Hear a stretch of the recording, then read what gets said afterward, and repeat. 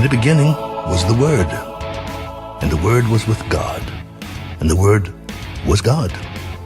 He was in the beginning with God. All things were made through him, and without him nothing was made that was made.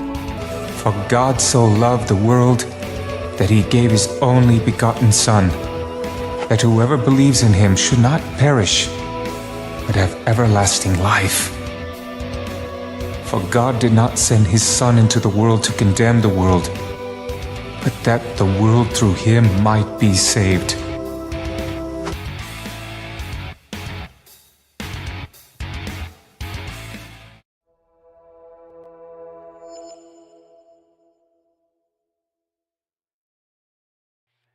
Well, hello, ladies and gentlemen. Welcome to the show. It's Untethered Live on a Monday night.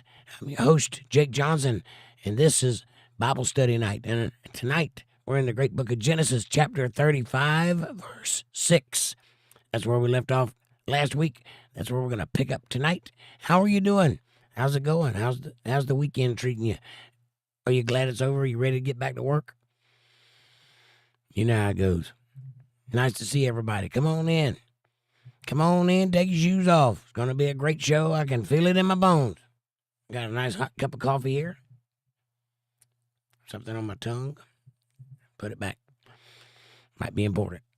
Don't you want to have a cup of coffee with me?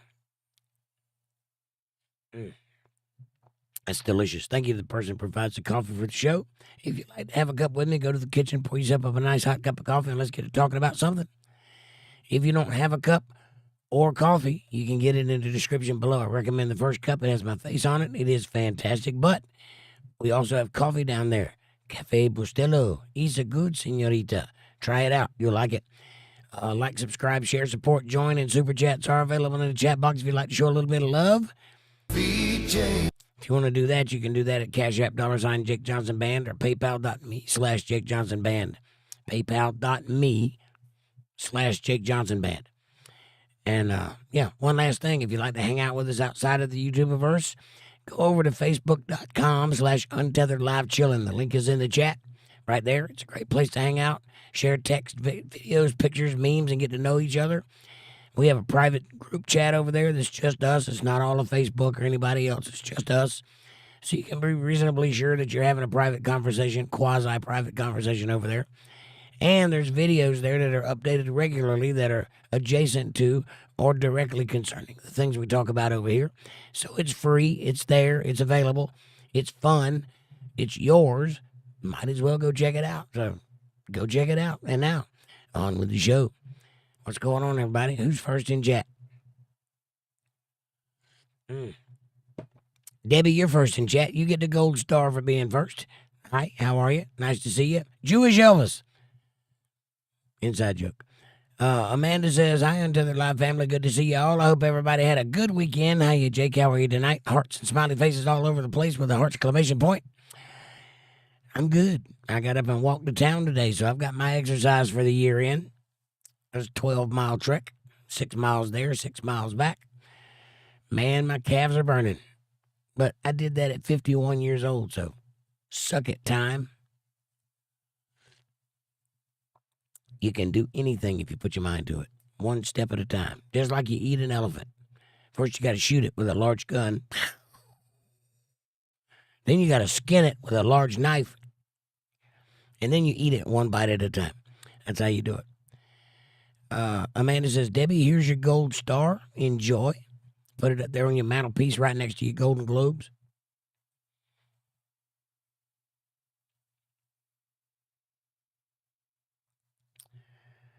And Hamburger Helper Hand Debbie says, Amanda. Puppeteer's here. Hey, Puppeteer. Nice to see you. Come on in, take your shoes off. How you doing? Nice to have you back. Amanda says, hi, Puppeteer. Hamburger Helper Hand. Puppeteer says, hello. Get ready. I'm ready. Get set. Your turn. Go. April Rain's here. She says, lovely to see everybody. Hugs. Hi, April. Nice to see you. Debbie says, I was born ready, Puppeteer, and I just got bigger.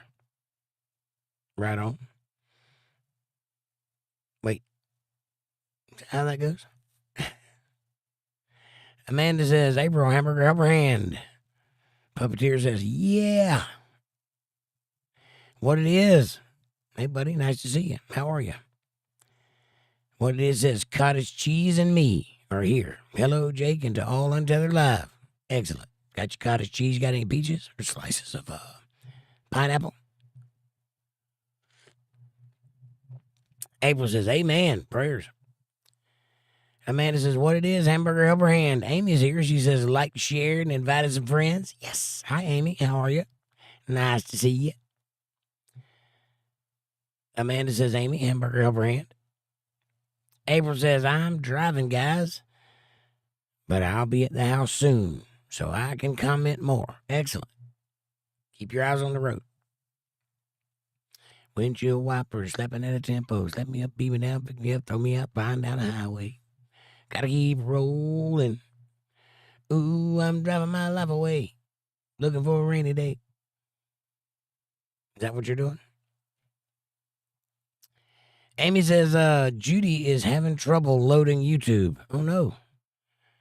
Hey, Judy. Judy's here. She says, yep, I have chat again, but it won't let me on the podcast.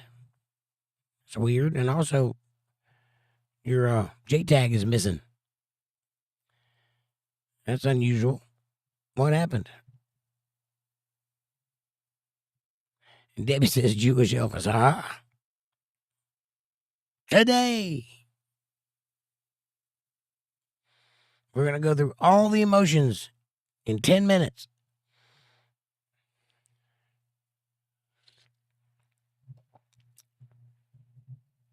Amanda says, Judy, hamburger up her hand. And Judy says, so tired of our internet. I want to look into that, Judy, but you're here. I see you. So that's good. You're here. You're chatting. You just don't have your JTAG. You must be on a phone or something. I don't know how that works. Amanda says, bummer, Judy. And Judy says, don't let it frustrate you. Take a deep breath. You can handle it. You'll figure this out. I have faith in you. April says, OMG. Geez, Jake, love. You don't know who Neil Diamond is? The Jewish Elvis? You ever see that movie, Jazz Singer? Me and Debbie watched that movie together today. It was lovely. It's a very dramatic movie, though. Very. Judy says, well, hi, everybody. Stream is still spinning, but chat is good on the phone. It's got to be an internet issue because I see you. If you don't see me, it's on your end. Debbie says, I will put the gold star right by the velvet Jewish Elvis. Yes. Absolutely. We used to have one of those, a velvet Elvis. I think everybody had one of those in the 70s. It was a thing. And what it is, where did you go while headed to town? Did you go get parts for your hog? No, I went to get parts for me. My hog is still sitting in the driveway. All of my parts made it except for one. I'm waiting on one more part, and it'll be here tomorrow. As soon as it gets here, she'll be back on the road and rolling.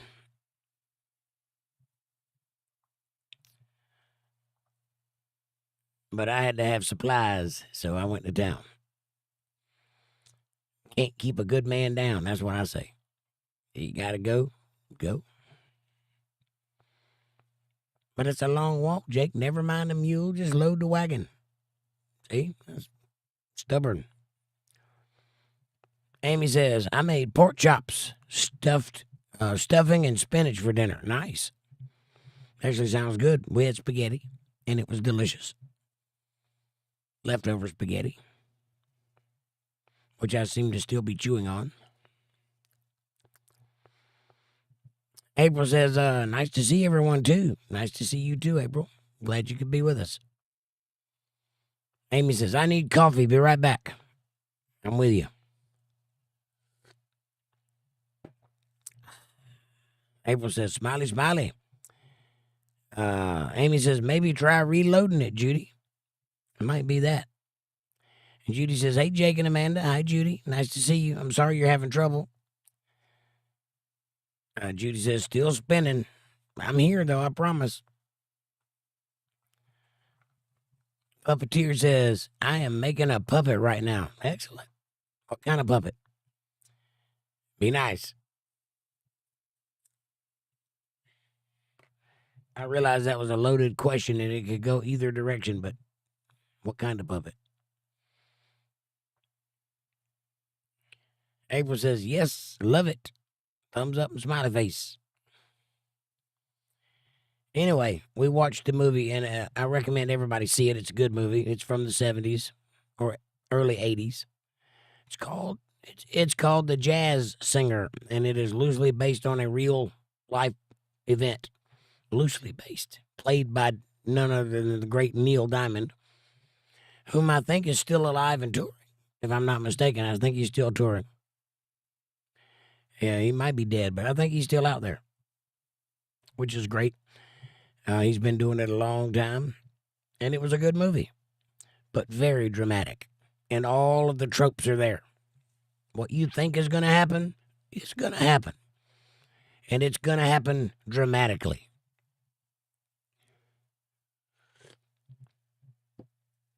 But it was a good movie, and we enjoyed it.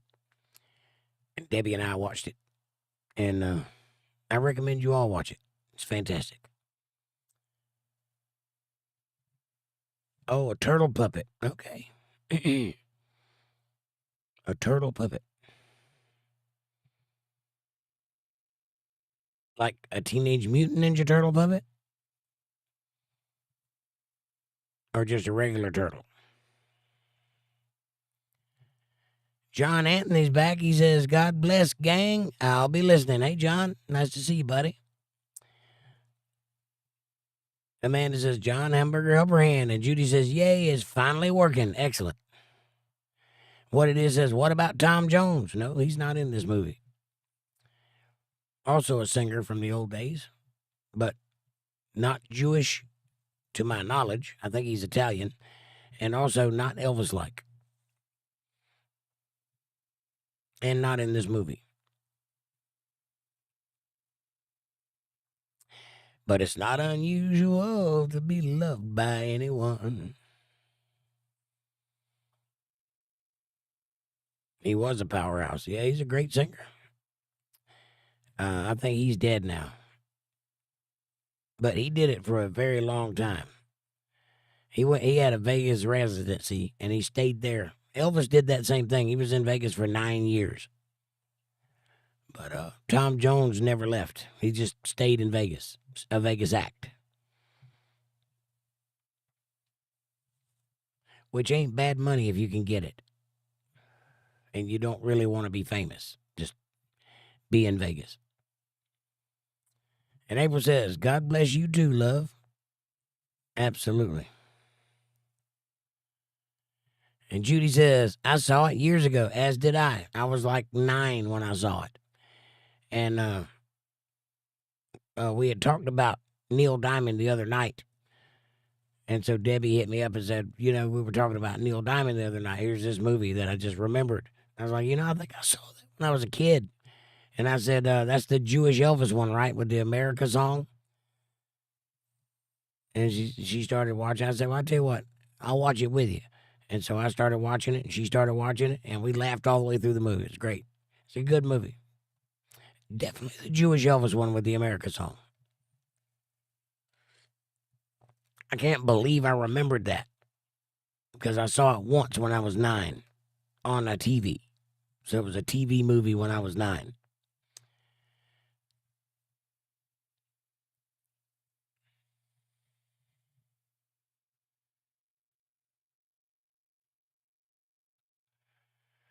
Puppeteer says, my cartoon turtle.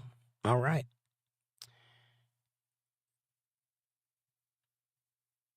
Debbie says, it's Bible study, so I will only say turtle, turtle, turtle. Right. Turtles all the way down. If you know that reference, you're probably into some stuff you shouldn't be into. April says, cool. Amy says, it's not unusual to be loved by anyone. Dances like Carlton. I can't do it. But it's a good dance. April says, Love on the Rocks, a great song by Neil Diamond. And hello. Hello. He's a very dramatic singer. His songs are very simple words, singular words, but he says them with such feeling. Hello. He's a very interesting guy. Anyway, he thought it sounded great. And Judy says, I was older than Jake, not a kid, LOL. And what it is says, what about 𝕰𝕚𝕚𝕚𝕪? 𝕰𝕚𝕚𝕚𝕚𝕪. I don't know who that is. I mean, I know the name, but I don't know any of his music.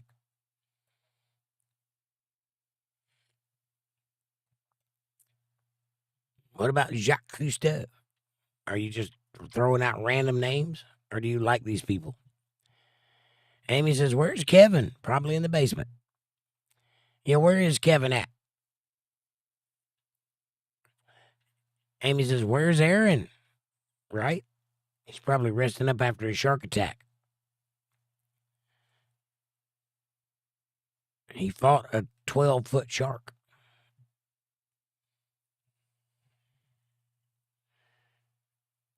And April says, oh, yes, I love all his songs.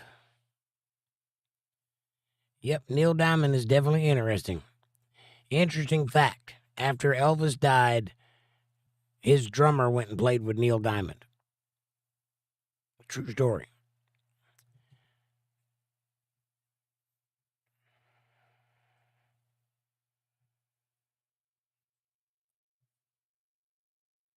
And that guy's name was Ronnie Tutt. Ronnie Tutt is the most unsung drummer on planet Earth. He has the most exciting drum sound on Earth, and nobody gives him that much credit for it. In fact, if you're not a musician, you probably would never even notice that he's there. But he is one hell of a drummer. So cool. And played like nobody's business. That's why Elvis's music was so big, because of Ronnie Tutt. I mean, there were other elements. They had a choir and a quartet and a actual orchestra and a bass player and a guitar player or two. But that drummer was the seal of the deal right there. And April says, what? OMG. Angela says, I'm here. I'm sorry I'm late. Hello, everyone. Hi, Angela. How are you? Oh, Debbie says, Kevin worked yesterday and is in Atlantic City spending his earnings from yesterday. Nice. Enjoy, Kevin. Amy says, like, share, subscribe, join, and if possible, feed Jake. Thank you very much. Please do. That would be awesome. Amanda says, Angela Hamburger Brand, or 𝕰𝕚𝕚𝕚 for short. Angela says, Amanda, heart. And April says, yes, I agree, Jake. Definitely. Amy says, hi, everybody on chat. Hi, Amy. How are you? Are you feeling good today? We're going to get started in just a few minutes. I'm just giving everybody a chance to roll in and get comfortable. Say hello. Get their hellos out of the way. What it is I'll be cutting out early tonight. I got to get up at 3 a.m. in the morning. Oh, no. Well, I understand that. Do what you got to do, buddy. I appreciate you being here. Thank you for stopping in. Work comes a calling. I know how that is. I, too, have to get up and go to work in the morning. And Debbie says Atlantic City is code for Linda's house. I have no idea. Hey, as long as he's enjoying himself. Judith says, hey, Amy. Judy. And Angela says, Amy Hart. I guess I missed that one. I'm sorry.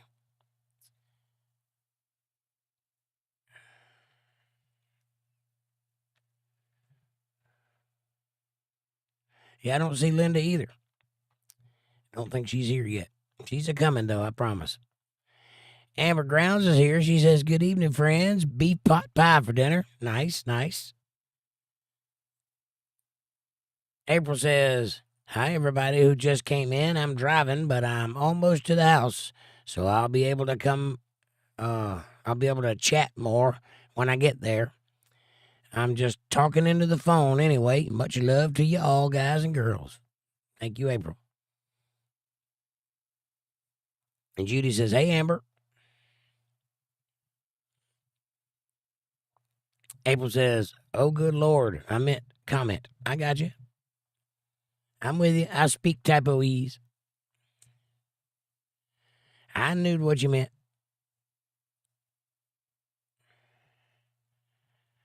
Anyway, Judy says, hey, April.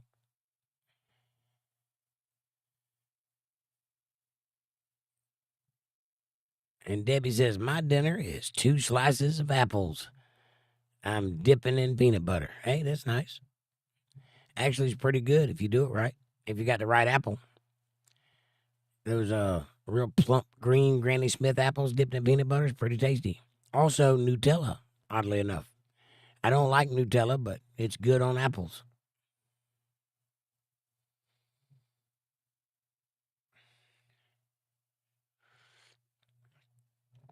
Or Nutella, if you call it that. It's either Nutella or Nutella, one or the other.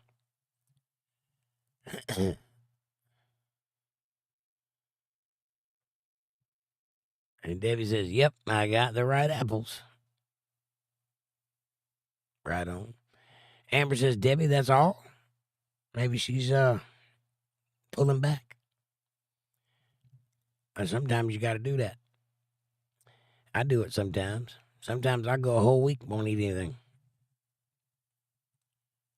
By choice. I hadn't done it in a while. Not since I've had an indoor cook, but it does happen. April says, LOL. And Debbie says, yep, I sliced up 2. I will be full when I'm done. Eating 2 apples is a lot of work. And if you're putting peanut butter on top of that, I'd say you'd be full when you're done. And, you know, they say eat an apple a day, keep the doctor away. Eat 2 apples a day, bring him back.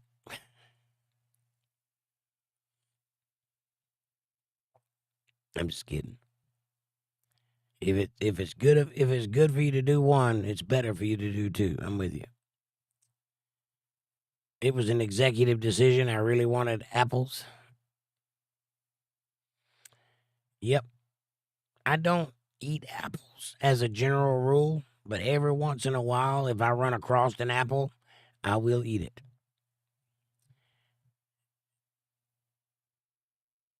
Ooh, grapes, apples, cheese, and peanut butter, says Angela. That sounds to me like you're just cleaning your refrigerator out. Grapes, apples, green beans, and peanut butter. And whatever that is in the casserole dish.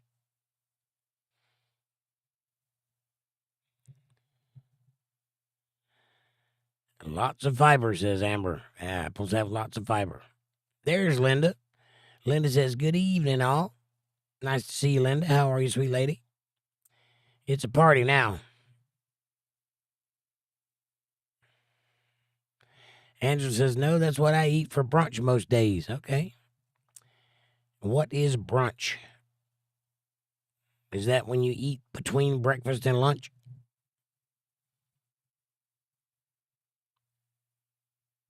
I call that eating all day long. I don't eat breakfast. I don't eat dinner. I don't eat lunch. I eat dinner. I only eat dinner. And I snack in the middle of the night. But I don't eat all day. April says, aha. And Amanda says, that sounds pregnant. I know, right? Pickles and peanut butter and sand. It's good. Amanda says, Linda, hamburger upper hand. And Judy says, hey, Linda. Linda says, I forgot it was Sunday. That can't happen. Angela says, LOL, nope, not pregnant. And Amanda says, after breakfast, before lunch, brunch. That's eating all day. That's eating breakfast, eating, and then eating lunch, eating, and then eating dinner, eating. Angela says, well, I eat between 11 and 3. It depends on when I'm hungry. I hear you. I'm just teasing you.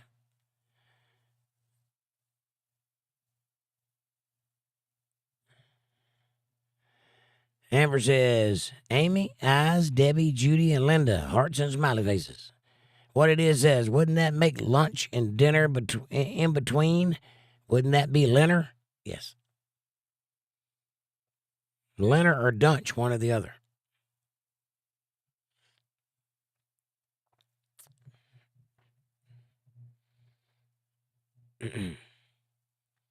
Amanda says, and yeah. Amber says, Miss Hammer, smiley faces and hearts. Amy says, the grocery store has chicken, buy one, get 2 free. Breasts, thighs, legs, and wings. That's a deal right there. I would jump on that. Amber says, hopefully I don't miss any more. And Judy says, LOL, what it is, Leonard or Dunch.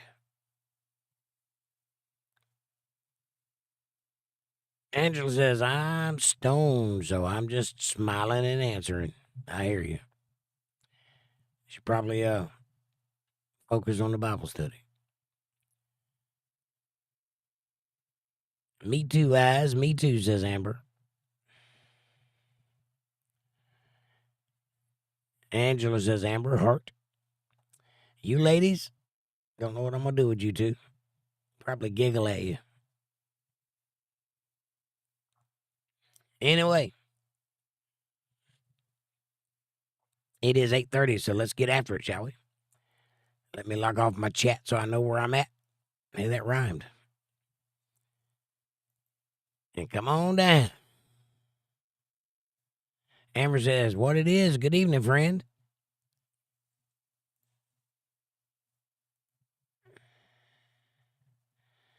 All right. And it reads, chapter 35, verse 6 of the great book of Genesis. So Jacob came to Luz, which is in the land of Canaan, that is Bethel, that's the house of God, Bethel, he and all the people that were with him. And he built there an altar, and he called the place El Bethel, or God's in the house of God. Because there God appeared unto him when he fled from the face of his brother, who was Esau. Remember that story?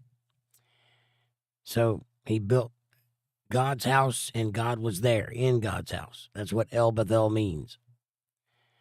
But Deborah, Rebekah's nurse, died, and she was buried beneath Bethel under an oak.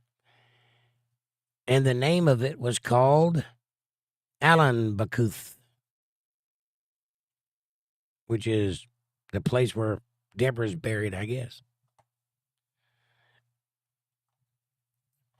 And God appeared unto Jacob again, and when he came out of Padanaram, and blessed him, and God said unto him, thy name is Jacob, thy name shall not be called Jacob any more, but Israel shall be thy name. And he called his name Israel. Now, why did he do that? Remember back a few verses ago, it was last week, so you have to remember back, that when he came to this particular place, Bethel, he sent his family on up ahead of him, and he hung back to build an altar or whatever it was he was doing, pray or whatever. And he met a man there, and he started wrestling with the man. And the man crippled him to get away from him because Jacob wouldn't let him go unless he would bless him. Turns out the man he was wrestling was God, or the angel of God. Could have been either one. It didn't specifically say, but it implied it heavily. The angel of God would be Gabriel, the guy that has the face of God, meaning every time you hear God speak, it's Gabriel doing the talking. So it's either Gabriel or God himself wrestling with Jacob. And so Israel, transliterated, means to wrestle with God. That's what Israel means, to wrestle with God. So basically, if you're not struggling with it, if you're not pushing against it, questioning it, trying to figure it out, arguing the angles, if you're not wrestling with your Christianity, you're not doing it right. The intent is for you to engage with it. This is not a religion you're supposed to just believe and obey like Islam is. This is the religion that you're supposed to question and understand. The reason you question it is because it can bear the questions. It can stand the scrutiny. You can hit it with any kind of skepticism you'd like, and it'll stand the test of time. It'll answer the questions you ask. It'll beat the logic fallacies you throw at it. It'll tear down the straw men you attack it with. It can handle the debate. And it's been doing so for many, many years, which is why it's still here, why it didn't fade away in obscurity immediately after it was released. Because it is the truth, and the truth cannot be reckoned with, no matter what you throw at it. That's why wrestling with God is the point. That is the whole thing you're supposed to be doing here. That's why we approach it the way we do. And that's why he named Jacob Israel. Number one, because he wrestled with him. Number two, because Jacob is the patriarch of the family that will eventually become the 12 tribes. Understand?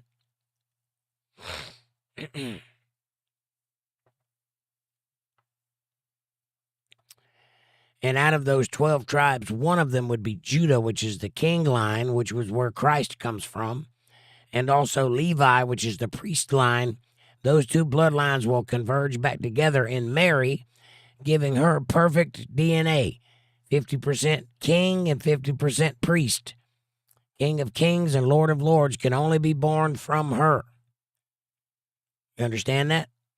Because her DNA is perfect. Much like Adam's DNA was perfect.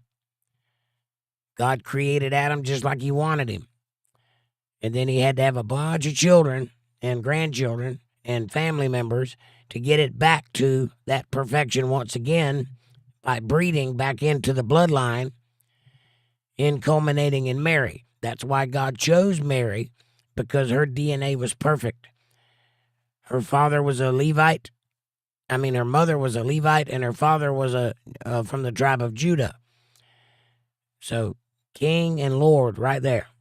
So that's why God chose her to bear Christ, who is King of kings and Lord of lords, both on this earth and in the realm to come.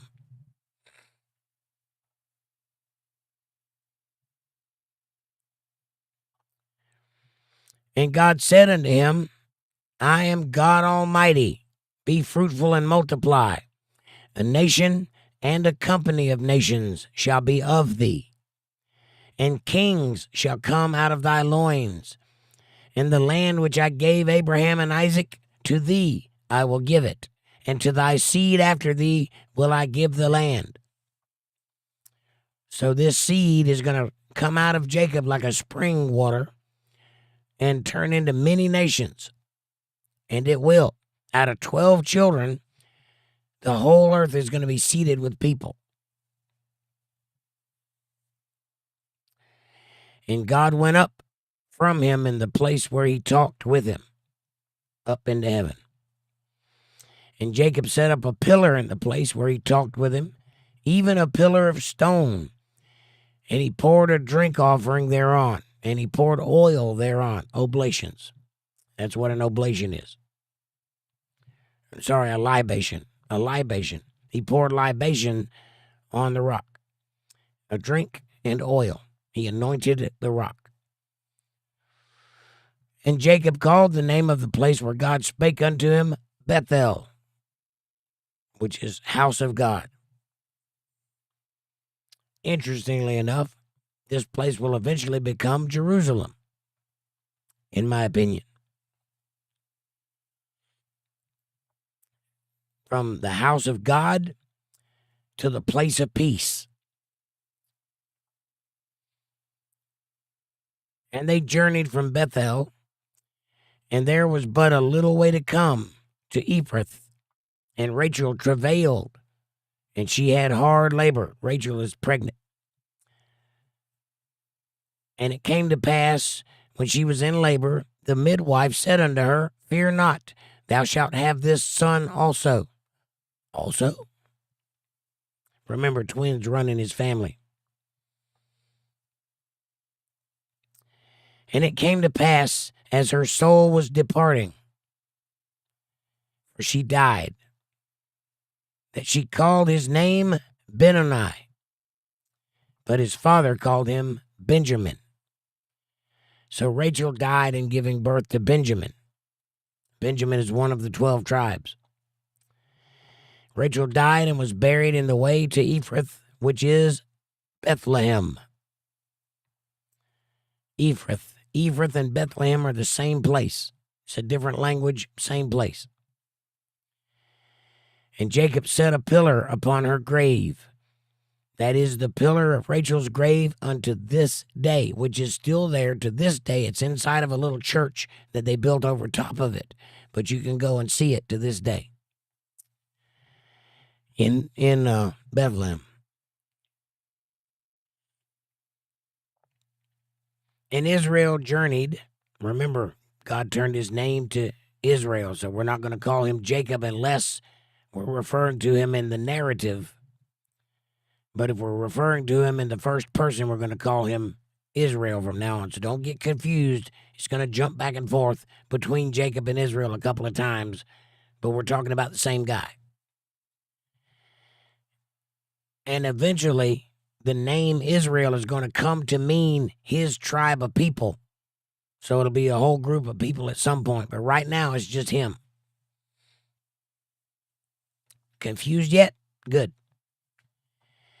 And Israel journeyed and spread his tent beyond the tower of Edar. And it came to pass, when Israel dwelt in the land, that Reuben went and lay with Bilhah, his father's concubine, and Israel heard it. Now the sons of Jacob were 12, Benjamin being the 12th son born. Remember, there were 11 to start with because of all the midwiving going on. Reuben is one of his sons, and Bilhah is one of his concubines. And Reuben was a randy little fella and couldn't wait to get it on, so he took Bilhah. And Jacob doesn't like that very much. But notice, we're calling him Israel, but the sons of Jacob were 12. Why? Because that's referring back to the narrative of the 12 tribes of Jacob. But his name is Israel now. That's why it's going to get confusing. The sons of Leah, Reuben, Jacob's firstborn, and Simeon, and Levi, and Judah, and Issachar, and Zebulun, the sons of Rachel, Joseph, and Benjamin.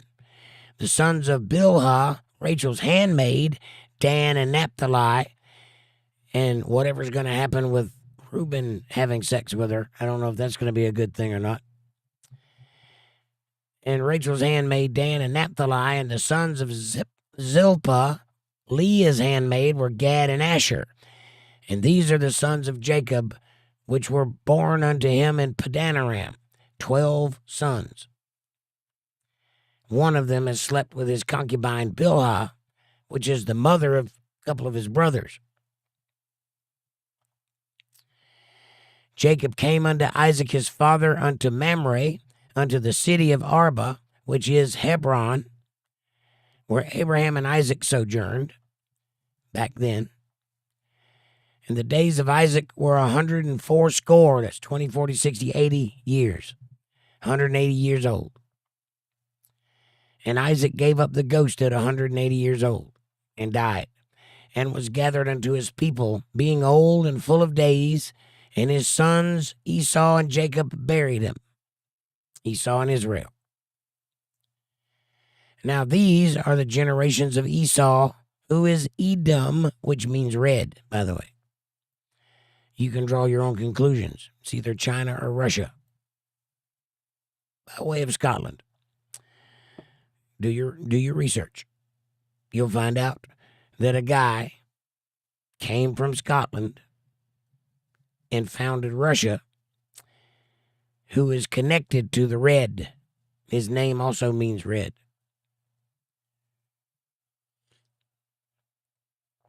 Anyway, we've been in fights over this one before. You can argue with me if you like, but trust me, that's where Esau's kin went. Esau took his wives of the daughters of Canaan, not supposed to do that. Ada, the daughter of Elon the Hittite, and Aholibamah. She was president of the White House in another dimension. She was from Hawaii and became president of the United States. Her name is Aholibamah. Anyway, the daughter of Anna, the daughter of Zibeon of the Hivites. Now, don't get the Hivites and the Hittites mixed up. Those are two different peoples, very similar names. One of them is of the 9 tribes that are of the fallen angels. One of them is not. And Bashmath, Ishmael's daughter. Remember Ishmael? That was way back in the day. That was Isaac's brother. Abraham had Isaac and Ishmael. Right, that's right. Isaac's brother was Ishmael. Ishmael is where the Islamic tradition of the Abrahamic faith comes from. Later turned into Islam, which we know today, which is in the Quran, which is about Muhammad, which is not the way it started. That's a different religion. That's a radicalized religion, and that guy, go listen to, what is his name? Something Wood. I can't remember the guy's name. James Wood or something like that. Give me a minute to think about it. I'll tell you who it is. Something Roadshow.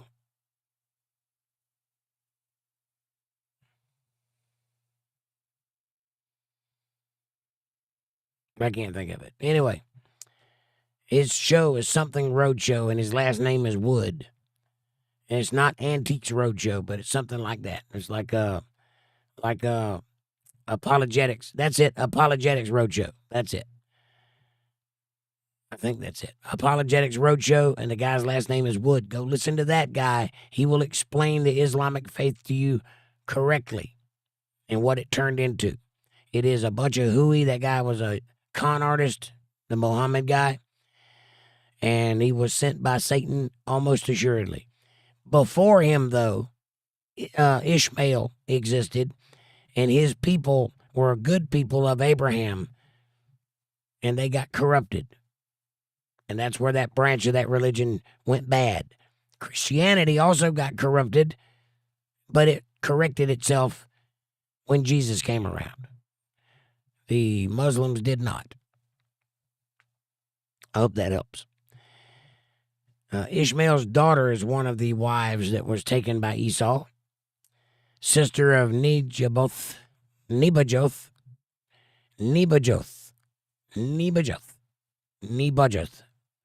name is Nebajoth. She likes to clip coupons and save money at grocery stores. Anyway, and Ada bare to Esau Eliphaz, and Bashmath bare Reuel, and Aholibamah bare Jush, and Jalem, and Korah. Korah's a Klingon. Remember that. He's part of the 𝕊𝕬𝕪 Accords. These are the sons of Esau, which were born unto him in the land of Canaan. And Esau took his wives and his sons and his daughters, and all the persons of his house, and his cattle and his beasts, and all his substance, which he had got in the land of Canaan, and went into the country from the face of his brother Jacob. So he left. Apparently they had a falling out. Why did he do that? For their riches were more than they might dwell together. That's why.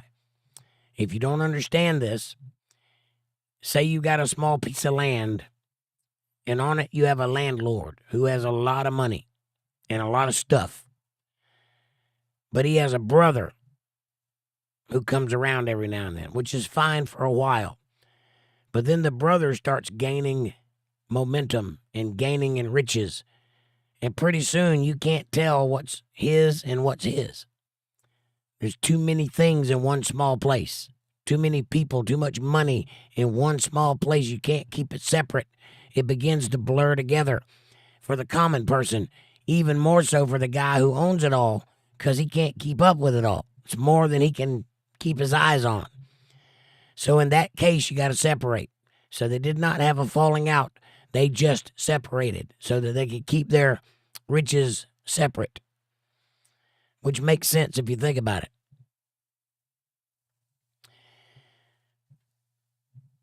And the land wherein they were strangers could not bear them because of their cattle. And also, if you got a lot of cattle, there's only so much a field can do. It can only bear so many cattle, and then there's nothing to eat, and they all starve. So you got to spread out a little bit so that there's plenty to eat. Things like that. Cattle eat grass. That's why. Thus dwelt Esau in Mount Seir. Esau is Edom. Notice how they keep pointing that out. Because Edom is used quite a few times in the Bible without calling him Esau. And you got to know who Edom is, or his kin, or if anybody's from Edom, you know who they are. They're from Esau.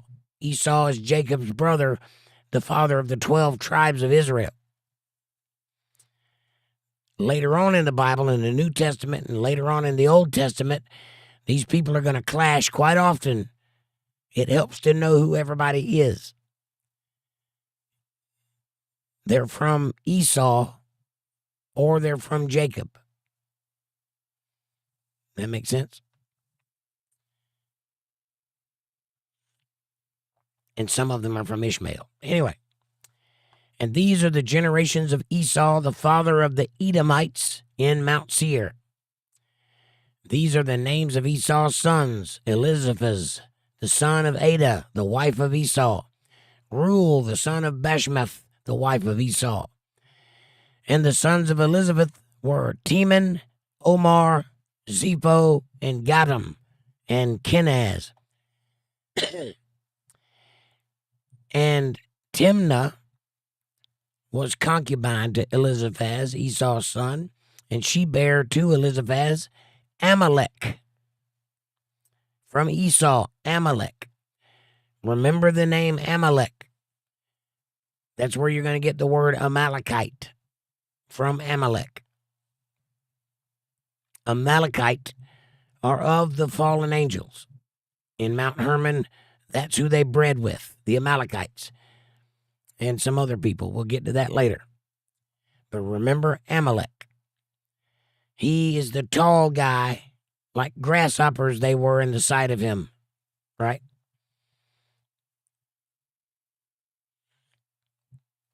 Later on in the days of Joshua.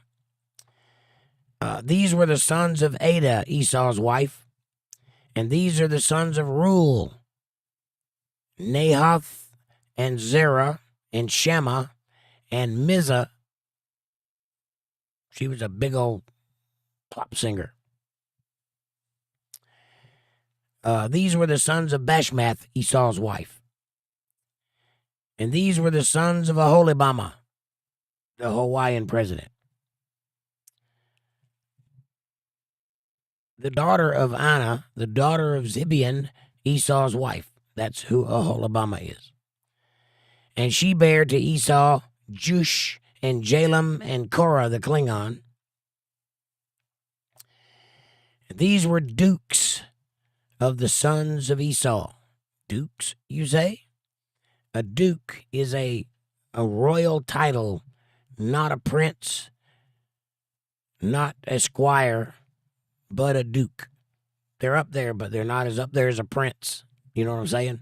It is a royal title, though. They have title in the land. A duke is like a popular guy in an area that owns property. He's a landlord of sorts. He might not rent to anybody, but he has a name. He's a duke, like the Duke of Earl. He had a lot of Earl. He put it in his car.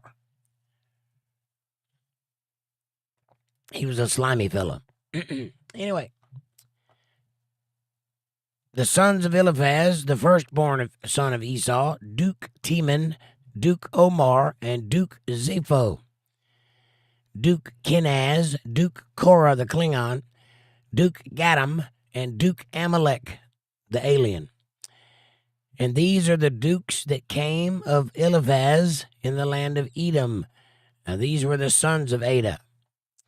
And these are the sons of Reuel, Esau's son, Duke Nahath, Duke Zerah, Duke Shammah, Duke Mizah, the pop singer. And these are the dukes that came of Reuel in the land of Edom.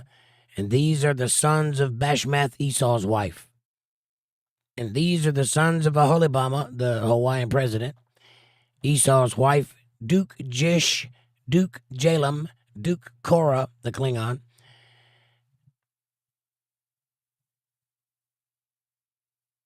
And these were the dukes that came of Aholibama, the daughter of Anna, Esau's wife. And these are the sons of Esau, who is Edom. They keep hammering that point. Remember who Edom came from. And these are their dukes. Amanda, if you would, type the word duke and put it in the chat, so and in reference to the Bible, in reference to Genesis, what the word duke means, so that we can get a specific meaning, so that everybody knows why these people are dukes and not anybody else that's born of somebody. And these are the sons of Seir the Horite. She was quite popular with all the lads. She was a Horite, if you know what I'm saying. She charged a pretty penny, but man, it was fun. Anyway, who inhabited the land? Horite inhabited the land. Lotan and Shabal and Zibeon and Anna and Dishon, who was like mayonnaise and mustard put together, and Ezer and Dishan, which is not like Dijon. Dishan and Dishon, they're brothers, but they're separate. And these are the dukes of the Horites, the children of Seir in the land of Edom.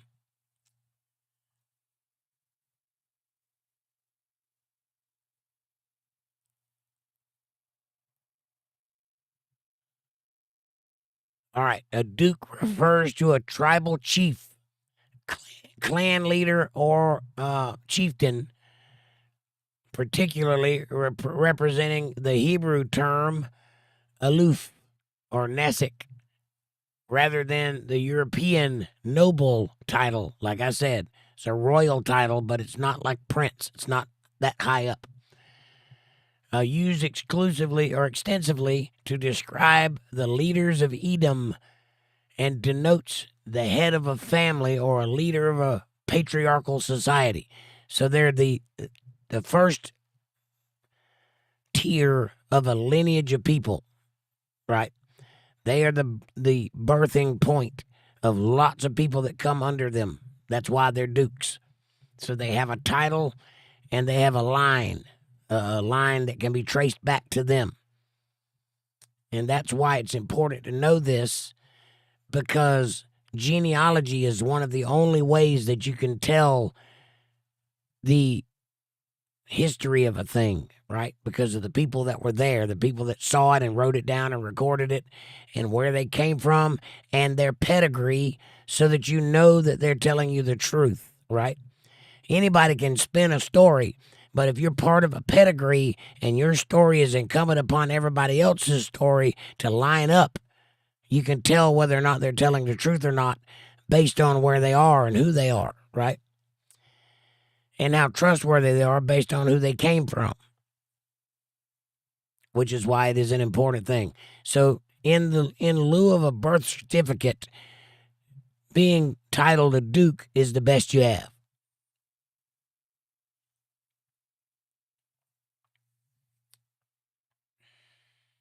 Thank you, Amanda.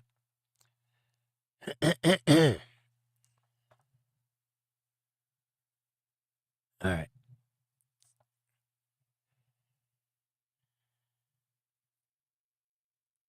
And these, sorry. All right. And the children of Lotan were Hori and He-Man, the master of the universe. And Lotan's sister was Timnah. And the children of Shobal were these: Alvin, he was one of the chipmunks, and Manahath, and Ebal, and Shepo, and Onam. And these are the children of Zibeon, both Aja and Anna. This was that Anna that found the mules in the wilderness, and he fed the asses of Zibeon, his father. And the children of Anna were these: Dishon and Aholibama, the daughter of Anna. And these are the children of Dishon: Hemdan and Eshban and Ithran and Cheran.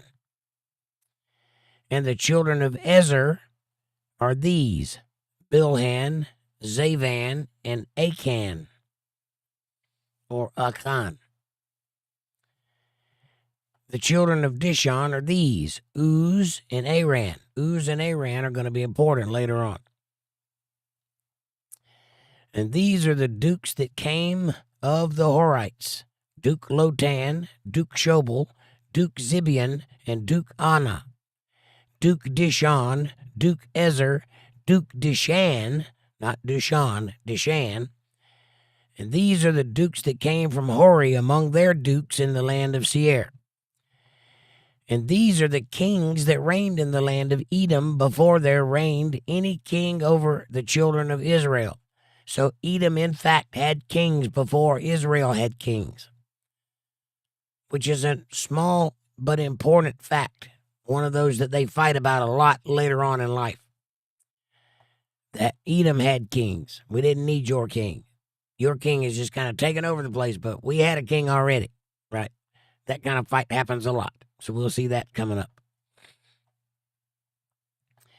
And Bela, the son of Bor, reigned in Edom, and the name of his city was Dinhaba. And Bela died, and Jobab, his name was Jobab. He was from Louisiana, and he had an accent, and he liked alligators. Jobab, the son of Zerah, and Basra reigned in his stead. 2 kings reigned in the stead of 1 king. That's interesting. And then Jobab died. Jobab died, and Hushman, the son of, and Hushman of the land of Timnai, reigned in his stead. Hushman died, and Hadad, the son of Bedad. There was Hadad and Bedad and Cdad and Gdad and Edad and Fdad. And that's where we stopped. Who smote Midian in the field of Moab, reigned in his stead, and the name of his city was Avith. Now, wait a minute. Moab hasn't happened yet. How do you know he was smote in the field of Moab? This is a narrative. It's meant for readers to read it and understand it. So they're giving references to things that may or may not have happened yet so that you know who did what where. No, Moab hasn't happened yet. Yes, it is being used as a reference in this sentence. Because where Hushman and Bedad died and Hadad was Midian, which was where Moab will be.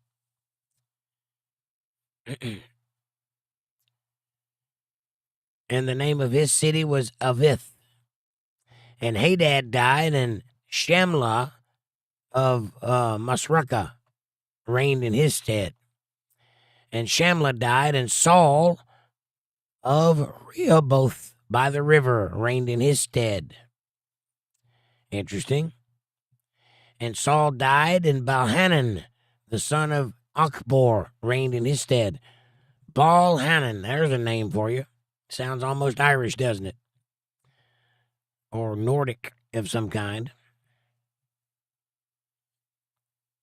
Notice the name Baal. This would be something like servant of Baal, would be 𝕊𝕓𝕏𝕬𝕪. The name meaning something to that effect. Baal being a false deity, which also means Lord. Baal means Lord. So it could mean servant of the Lord. But we don't like to use that word Baal because it refers to a false deity.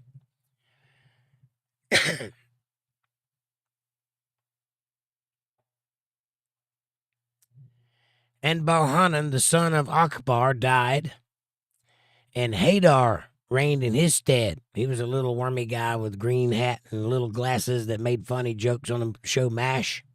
Hadar. And the name of his city was Pau, and his wife's name was Mehetabel. Amanda, you want to know the origin of a word? Look at the definition of it. Mehetabel. The daughter of Matred, the daughter of Mezahab.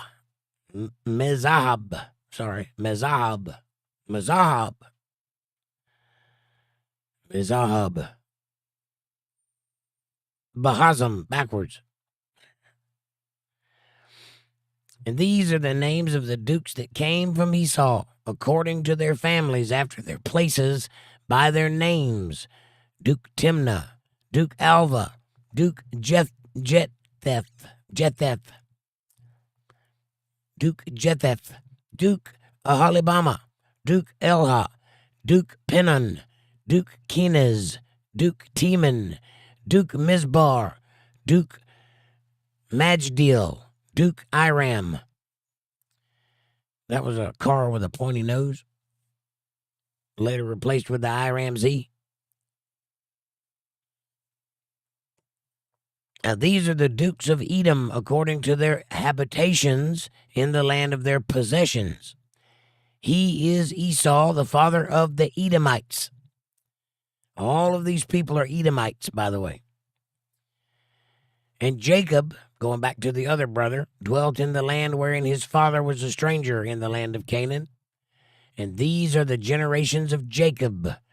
Joseph, being 17 years old, was feeding the flock with his brethren, and the lad was with the sons of Bilhah, and with the sons of Zilpah, his father's wives. And Joseph brought unto his father their evil report.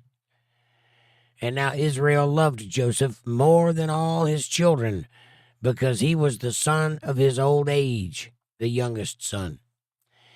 And he made him a coat of many colors, Joseph. Now I want you to think about that. Joseph was Jacob, or Israel's, favorite son because he was the latest one. He was the baby. Obviously, anybody that's ever had more than one child knows the baby is the favorite, right? It just is. The older one gets kind of passed around at that point because the new one is the baby. It's the baby. It's the one, right? Joseph is the baby of the bunch. And he loved him, and he doted on him, and all of his brothers couldn't stand him for it because he wasn't that much younger. But Jacob made him a coat of many colors, which was a high honor in those days for your father to make you a cloak. I didn't get a cloak. My brother didn't get a cloak. Why does Joseph get a cloak? Because he was young? Come on, man. They hated him. And when his brethren saw that their father loved him more than all his brethren, they hated him and could not speak peaceably unto him. They gave him a hard time all of his life. Now, Joseph was a dreamer, as most children who are pampered are. They are the ones with the imagination. He's usually the third child, but it could be whatever child it is. When you have a lot of other children to take up all the slack and you're the baby, you're the one that has the imagination. And you're the one that dreams of dreams, right? Joseph was a dreamer. He was an imaginative, intelligent, highly attention-driven person. He paid attention to everything. Well, one day Joseph dreamed a dream. And Joseph dreamed a dream, and he told his brethren that they hated him yet the more. Well, don't tell your brothers your dream if the dream is in favor of you, because you know your brothers don't like you. But he said unto them, Hear, I pray you, this dream which I have dreamed. For behold, we were binding sheaves in the field, and lo, my sheave arose, and also stood upright, and behold, your sheaves stood round about, and made obeisance to my sheaf. What? A sheaf is whatever they were picking, cotton. Let's call it cotton. They wrap it up in a bundle and then bind it together so that they can carry a lot of it in one go. That's the sheave he's referring to, whatever it is, probably wheat or something like it, barley. So anyway, he says, in my dream, my hard work took over, and all of your hard work worshiped my hard work. Well, the bigger brothers don't like that too much. They're the ones expecting to gain the inheritance, because the older gets the inheritance, right? They don't want to hear that their younger brother is going to be in charge, even in a dream. They're probably going to beat him up over this and leave him in a hole to be sold into slavery or something like that. I know, that's a little harsh. No brother would actually treat their brother that way. I'm sure they'll just give him a good talking to and everything will be fine.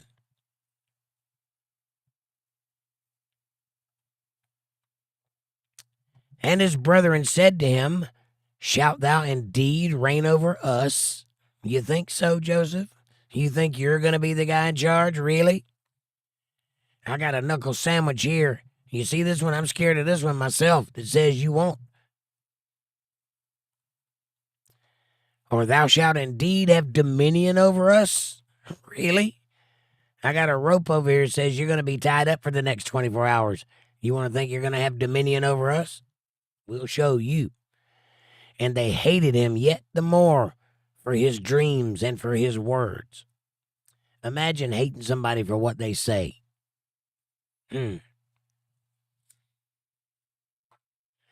And Joseph dreamed yet another dream, and told his brothers, and said, Behold, I have dreamed a dream more.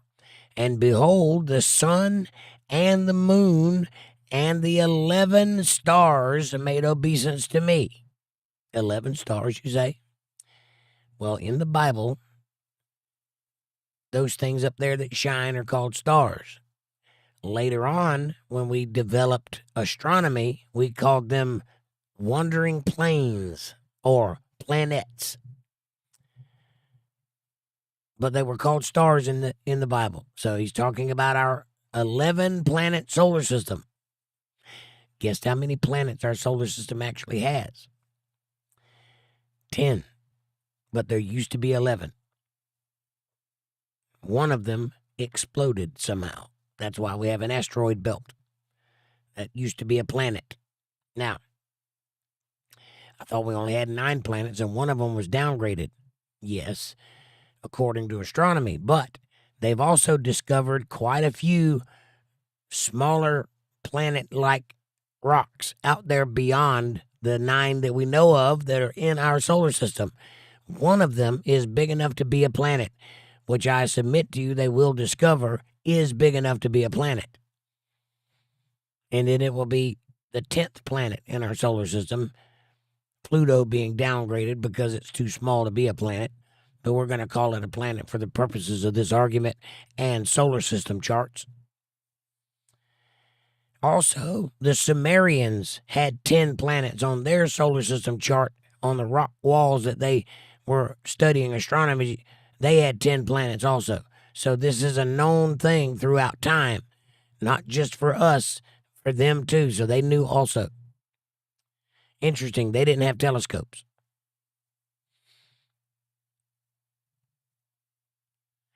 But here it is in the Bible, 11 planets or stars. The 11 stars made obeisance to me. They bowed down and showed me respect. the sun, the moon, and the planets made respect to you? Oh, that's it. We're going to have to tie you up and sell you for slavery and tell our dad that you got eaten by wild animals. Show him an old ragged up bloody coat of many colors. We're not even going to leave you with a coat to stay warm. Surely brothers wouldn't treat their brother that way, though. I'm sure they'll just have a good talking to and everything will be fine and they will live happily ever after, I'm sure. And he told it to his father and to his brethren. And his father rebuked him and said unto him, What is this dream that thou hast dreamed? Shall I and thy mother and thy brethren indeed come to bow down ourselves to thee to this earth? You might want to think about that there, Father. O Israel, who has talked to God, who told you that you would be the father of many nations. Did you think it was going to be you that caused that or one of your children?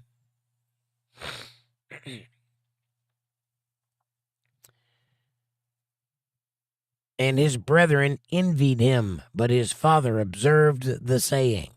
He might have rebuked him, but he paid attention. He was thinking about that saying.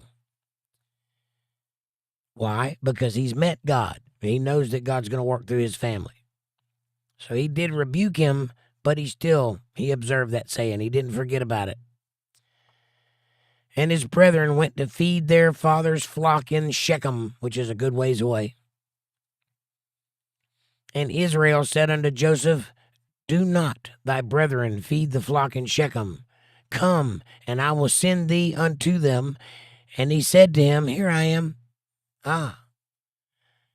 Joseph is a good boy. He wants to do what his father wants him to do. Well, his brothers are gone. Shechem is a good, 9, 10 miles away, whatever it is. And he wants to send them a message, call them home or something, who knows. But he's going to send Joseph to them, to meet them, to give them the message. And he's ready to go. Here I am. That's what his father, Abraham, said. Here I am. I'm ready to work. No questions asked.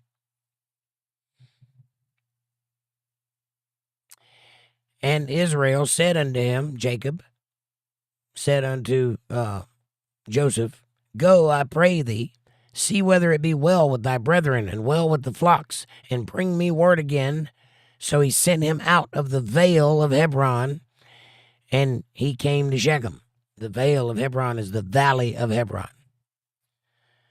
The word vale means valley. It's where we get the word valley from. So he went out and met his brothers in Shechem to find out if everything was okay. And a certain man found him, and behold, he was wandering in the field. And the man asked him, saying, What seekest thou? To which Joseph replied, Stranger danger. Get away from me, pervert. He didn't say that. And he said, I seek my brethren. Tell me, I pray thee, where they feed their flocks. And the man that was wandering in the desert said, They departed hence. For I heard them say, Let us go to Dothan. And Joseph went after his brethren and found them in Dothan. Apparently the man was wandering in the field and saw his brothers pass by. So he stopped and asked the guy for directions. He was a non-player character just standing there waiting for somebody to ask him a question. And directed him to Dothan, which is not Shechem, by the way. Dothan is where the hot girls go and do their work. So they did a detour to go to the titty club or something like that in Dothan, not Shechem where they're supposed to be. Just so you know. They're out getting in trouble, is what I'm saying. And when they saw him afar off, even before he came near unto them, they conspired against him to slay him. Oh, Jesus, they really do hate him. And they said one to another, Behold, this dreamer cometh. Our little brother who thinks he's going to be ruler over us all is coming. Let's kill him and do ourselves a favor and get rid of this dead weight. Come now, therefore, let us slay him and cast him into some pit, and we will say some evil beast hath devoured him, and we shall see what will become of his dreams then. Wow, dude, Take it down a notch. That's our brother, says Reuben, the sole voice of reason in this bunch. Reuben heard it, and he delivered him out of their hands and said, let us not kill our brother. Dude, what is wrong with you? Yeah, he's annoying. You can't kill your brother. He's your brother.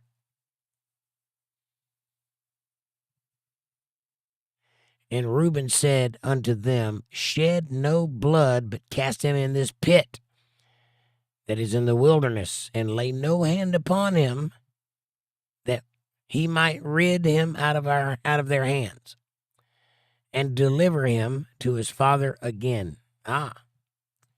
So Reuben decides to save his life. This may sound cruel, but he saved his brother's life by having him cast into a pit, because they were going to come back by and get him on the way home and take him back to his dad, right? Meanwhile, I guess he's just going to hang out in the pit.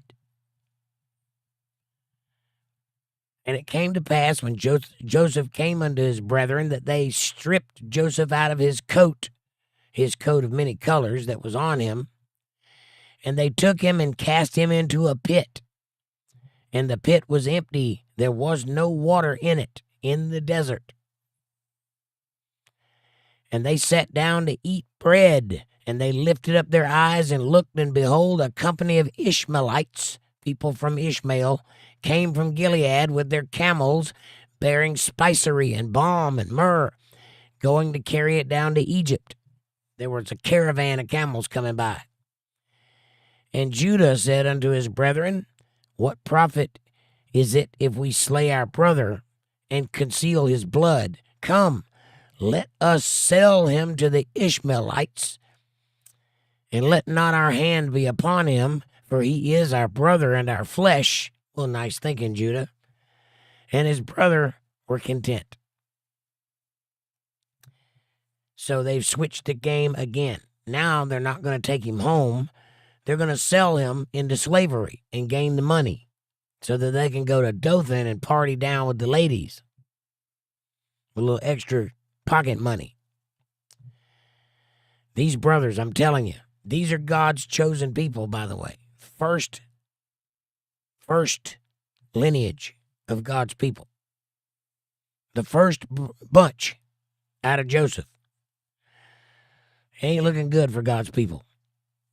You want to know why they've been persecuted for so long? You want to know why God punishes them? You want to know why bad things happen? Just pay attention to how these people act. And you'll see God is disgusted by them. Then there passed by Midianite merchants, or Midianites, merchantmen, and they drew and lifted up Joseph out of the pit and sold Joseph to the Ishmaelites for 20 pieces of silver. That's 10 less than Christ will get later on down the road, so that's pretty good money. And they bought Joseph into Egypt. They brought him into Egypt. When Reuben returned into the pit, and behold, Joseph was not in the pit, he rent his clothes. So they never even got to sell their brother. Somebody else found him and sold him. The Midianites.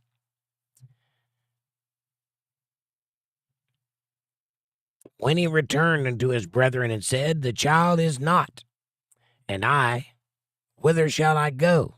What shall I do? We put him in the pit, and he's not there anymore. And they took Joseph's coat and killed a kid of the goats and dipped the coat in the blood. See what's happening here? They're going to take this bloody coat back to Israel and say that they lost their brother in the way. Because they lost him, literally, they lost him. But they're going to lie to their dad and say he's dead. Not a good plan, 11 brothers. It's not going to work out very well for you, by the way. And they sent the coat of many colors, and they brought it to their father, and said, this have we found. Know now whether it be thy son's coat or not. They're going to pretend they never even saw him. Is this Jacob's coat? Is this Joseph's coat? Well, obviously Israel made that coat, so he knows it. He recognizes it. He knows every stitch. And he knew it and said, "It is my son's coat. An evil beast hath devoured him. Joseph is without doubt rent in pieces because of the amount of blood." Without doubt, says Israel. No more investigation needed. Without doubt, he's in pieces right now because of all this blood, and this is his coat. He didn't survive this kind of attack that would render this much blood. Too bad they didn't have DNA tests back then. Find out it was pig's blood or whatever it was. Jacob rent his clothes, which is a sign of mourning for the Jewish people. They tear an article of their clothing to show they're in mourning. They're a very dramatic people, like Elvis, kind of. And they put sackcloth upon his loins and mourned for his son many days. He put a blanket over his lap and sat down in ashes and mourned for days. This is how they mourn. It's very dramatic, I'm telling you. Look at me, I'm mourning. Oh, I never. It's that kind of thing. I just can't even, Anyway, and all his sons and his daughters rose up to comfort him, but refused to be comforted. And he said, "For I will go down into the grave unto my son mourning." Thus his father wept for him. Note, all of the brothers who did this thing tried to comfort their father. This is a kind of thief that'll rob you blind and then help you look for your stolen goods, pretending to be your friend. That's these people. Every one of them conspired to throw Joseph in the pit. Every one of them decided to sell him into slavery and get the money and go buy whores with him, or whatever they were going to go do, get drunk, get the good cocaine. And every one of them were astonished to find out somebody beat them to the punch. They didn't even get the money. They lost their brother and didn't even get the money. And every one of them comforted their father as he mourned the death of their child, his child. I wouldn't want brothers like that. I don't know about you. That's where we're going to stop for today, ladies and gentlemen.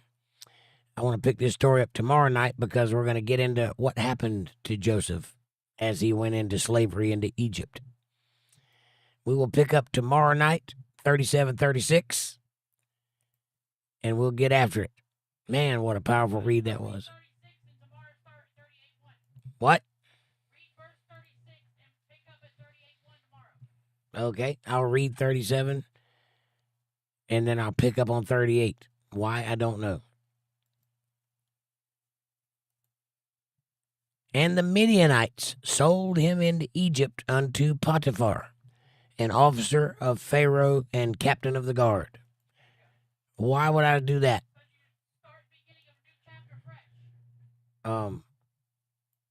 That doesn't matter. I'm following the story.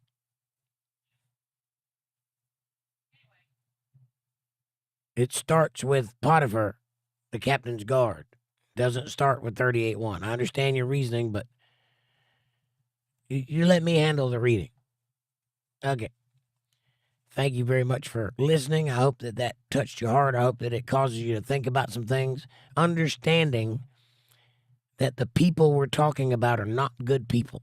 They are very shallow, very thin, very uncouth people that would stab their brother in the back for 20 pieces of silver or whatever they could get because they didn't like him, because he dared to dream, because he dared to have an imagination. Turns out those dreams, kind of prophetic, and they were given to him by God. And though those people did not recognize that, they will. Be careful that you don't miss when God is telling you something. When he's handing it to you on a silver platter, giving it to you in a dream. Be careful you don't pass it up because you're not smart enough to recognize that the world is trying to hand you life. Because it will. The world will inspire you to do things. It will guide you in directions if you allow it. Think about that for a minute. While you're thinking about it, why don't you do me a favor, please? Hit that like button, hit the subscribe button, hit the bell icons. You get notification when I'm going to be online. Smash that like button. It's free, it's effortless, it's right in front of you, and it really does help the channel with the algorithms. It helps us get recommended to other people. Won't you do that, please? Share this video with somebody you know. Better yet, share it with somebody you don't know. Bring them into the family. Make them part of the fold. Be part of their solutions, not part of their problems. Leave a comment down below. Let me know what you're thinking about. Question me, curse me, bless me, challenge me, confront me, conform me, drink my Kool-Aid. Make your own Kool-Aid as long as you're thinking critical. That's what I want. Critical thought coming from that brain of yours. And hey, if you love the Word of God and you can see the value in what I'm trying to build here and you'd like to help me build it, get yourself a J-tag. Become a member of the team. Buy a t-shirt, get a hoodie or a cup of coffee or something. But if you feel led to send your tithes, offerings, or love offerings to this humble ministry, if you want to help us reach out and bring more people into the Word of God, you can do that by going to paypal.me/jakejohnsonband, or Cash App users can go to $jakejohnsonband. Every little bit helps. It is a win-win. It is a blessing for me, but it's a blessing for you too, because we live in a reciprocal universe. And God notices when you help His people. Now, I'm going to do everything in my power to be worthy of that support. I will answer all of your questions and comments as I always do right now. Okay. What did you think? What did you learn? What do you know? What do you feel? What surprised you? Pardon me. Questions?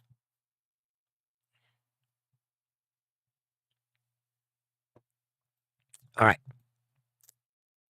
Amber Brown says, me too, eyes, me too. Talking about being stoned.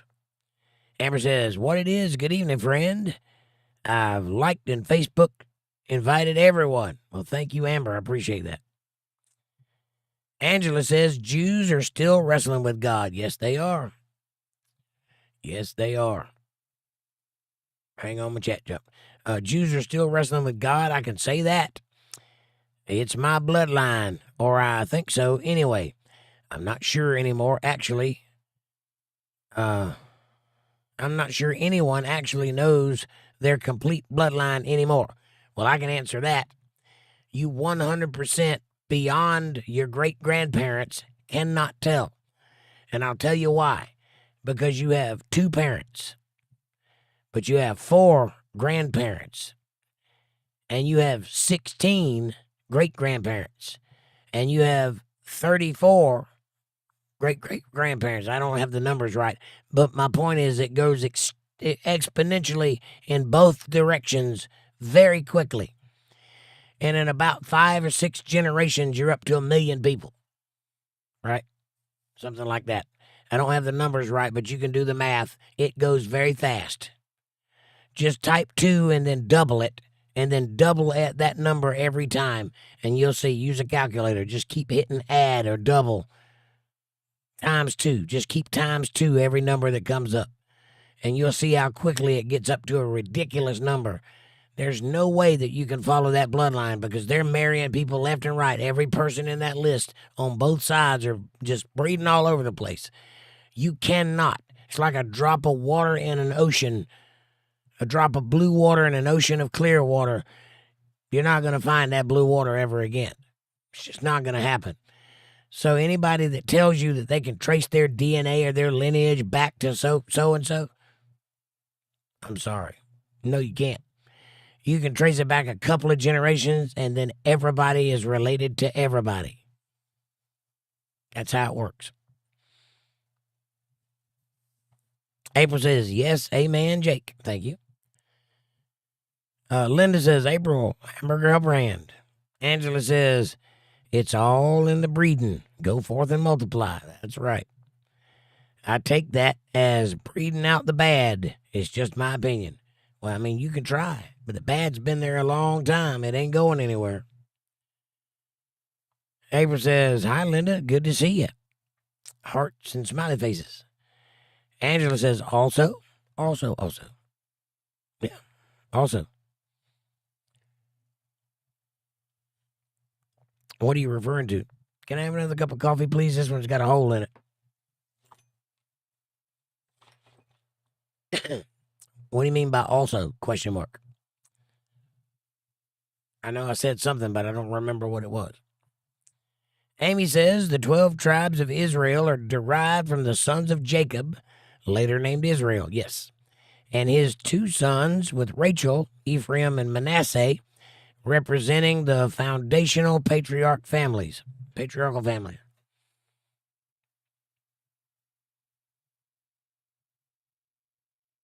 Mm-hmm.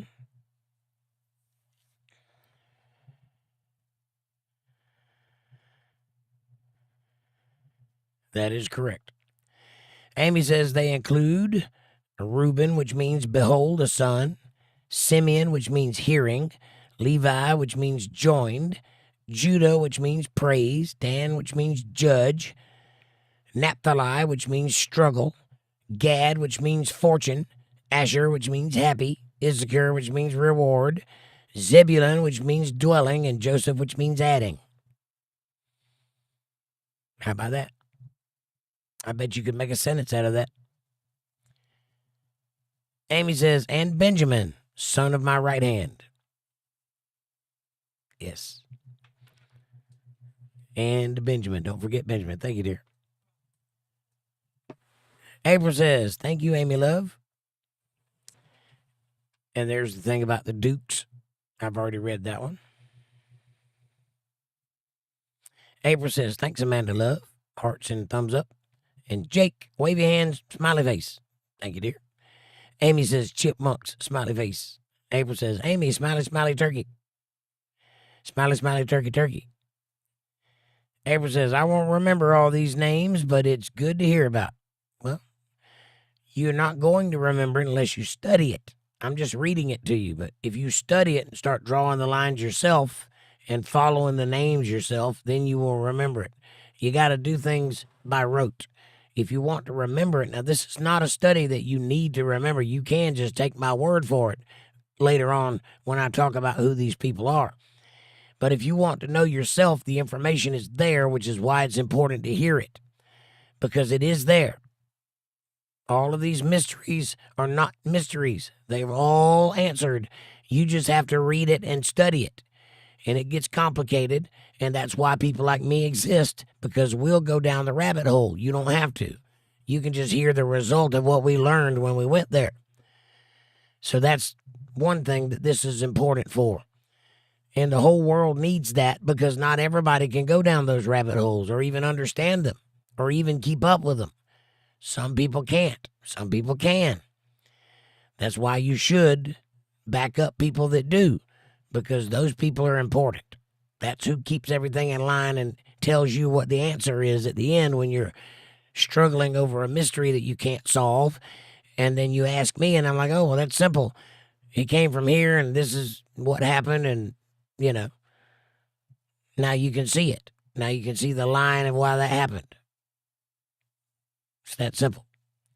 It's very important. It's God's work, I'm telling you.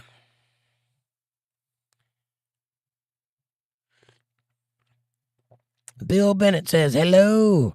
Oh, long time no see. Been busy trying to limit my screen time. Absorbs your brain. Hey, Jake, I hope all is well. Well, Bill, I'm trying to absorb your brain. If you put your screen time on things that are good for your brain, then absorption is good. You want to absorb God's word in your brain. It's the porn that's bad for you. Stay away from that. Limit that. Don't limit this. But I'm glad to see you too. Amanda says, Bill, hamburger upper hand. April says, hi, Bill, good to see you. Smiley face heart. Amy says, Mr. Bill, wave your hand. Bill says, I used to get notifications every time Untethered is live, and I'm not getting them anymore. I don't know why. Make sure that you're still subscribed. Go click that subscribe button and hit the bell icon and make sure it's on all. Got to check those things every now and then. They will start unsubscribing people if they're not active. So if you don't regularly visit the channel, they might unsubscribe you. So go check and make sure you're still subscribed. And please, everybody, keep a check on that. I can't afford to be losing people. I'm barely hanging on as it is. And Bill Bennett says, damn YouTube. Amanda says, typically feminine. 𝕊𝕬𝕪 is of a Hebrew origin and means God rejoices, making for a fitting choice for parents and caregivers who hope to raise babies. In Hebrew, baby names, the meaning of the name 𝕊𝕬𝕪 is God benefits, God's favor. Do you know anybody with a name similar to that, with characteristics similar to that? 𝕊𝕬𝕪? Just thought you would like to know a little origins. Variations. The name 𝕊𝕬𝕪 is of Hebrew origin, derived from two roots. Mahet, meaning the gift, and El, translation to God. God's gift, yes. A heady bell, if you will. And Amanda says, it's so close to my name. Wow. That's how words work. There's a reason we have language. Language is the thing that separates us from animals. It is the spark of divinity and creativity that we put sounds to meanings, unlike any other animal on earth. And when you take those sounds and follow their lineage back to their origin, you make some surprising figurations along the way. You learn some things you didn't quite know about. You see some connections that surprise you as you go back further and further. And now you know, and I thought you would like to.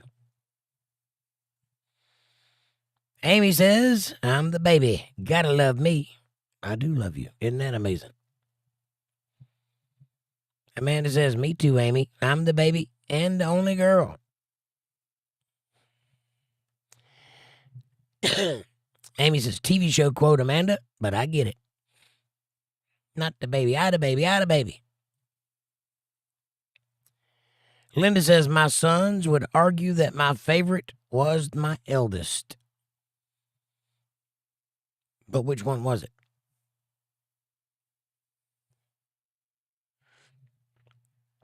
Which would you argue for in private? Judy says, hey, Bill. Amy says, I know what happens. Judy says, I'm third. Definitely not the favorite. Yeah. And Debbie says, I am the quintessential middle child. I am, for whatever you want to call it, the black sheep. My mother had a miscarriage, and then she had my sister, and then she had me.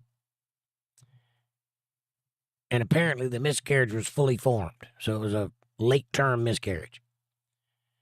So basically, had a child, didn't live. Then my sister, then me. So I'm basically a third child. Son of a son of a son of a sailor or something like that. And for whatever reason, I'm the black sheep of my entire family. I didn't mean it that way. That's just the way it worked out. On both sides. Not just one side, but both sides.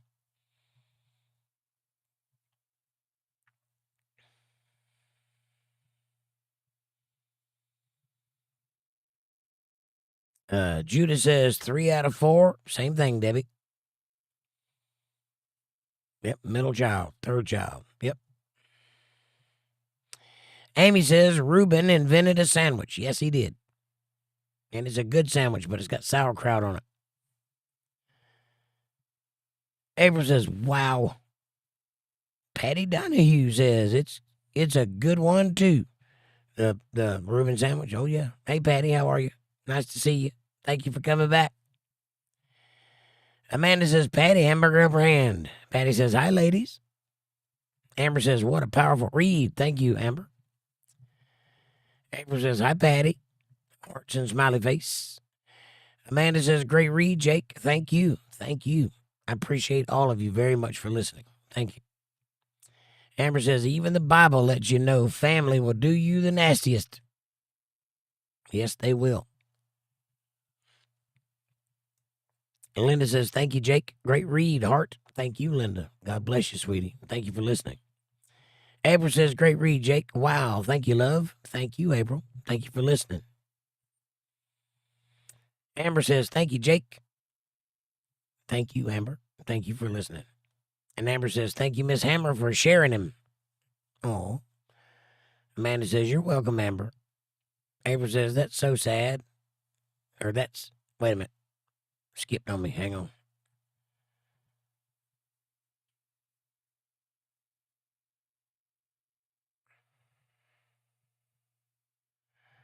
April says, that's so sad. What's so sad? I don't know what you're referring to. Judy says, hey, Patty. Amber says, eyes, the truth usually is painful and sad. That's why few use truth. Just my thoughts about life, though. Well, I mean, truth don't have to be sad. It's only sad if you can't live up to it. Patty says, my son and I have experienced family turn away from helping out, and father has always loved and looked after us. Well, that's wonderful. I'm sorry that your family has turned away from you, though. I know what that feels like. And I also know that it isn't your fault. It's just the way people are sometimes. But God is great every day, and he sees those who are struggling with that very thing. He talks about them a lot in the Bible. And not only does he see you, but he's with you, and he's going through it with you. And he does not forsake you, and he does not abandon you. So you don't have to worry about that family or this one. Judy says, I'm sorry, Patty. I hope I understood you correctly. I think you did. And Judy says, God is good. He is. Amy says, sometimes blood isn't the strongest family, but the strongest family is chosen. I agree. Blood is only one way to ensure that you have a family, but you can pick a family. You don't have to be blood related to them to be family.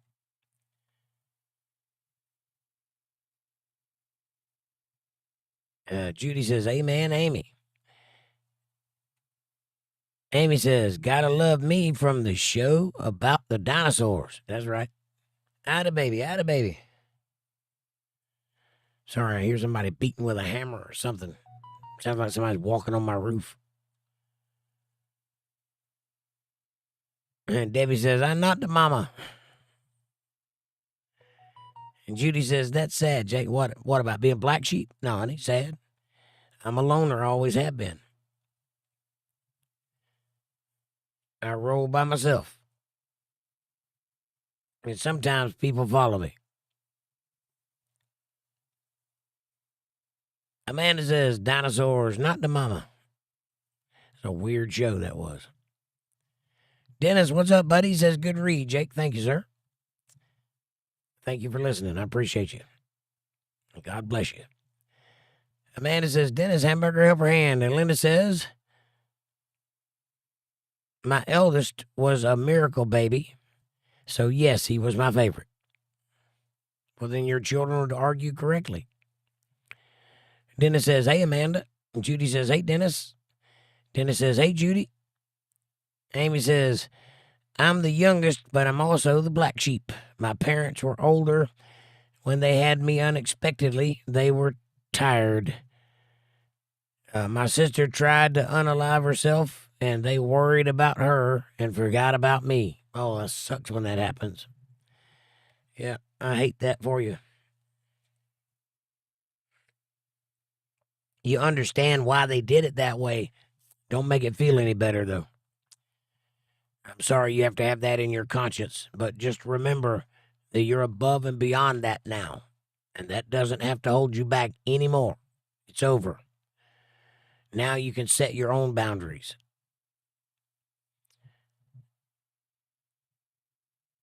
It can only hurt you if you keep a hold of it. It's like a bag of bricks. It's heavy, but all you got to do is put it down.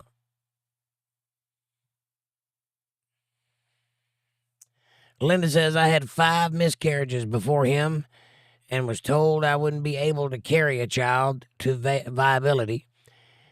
So he was a miracle. He was my miracle. Right on. Well, thank God he was born.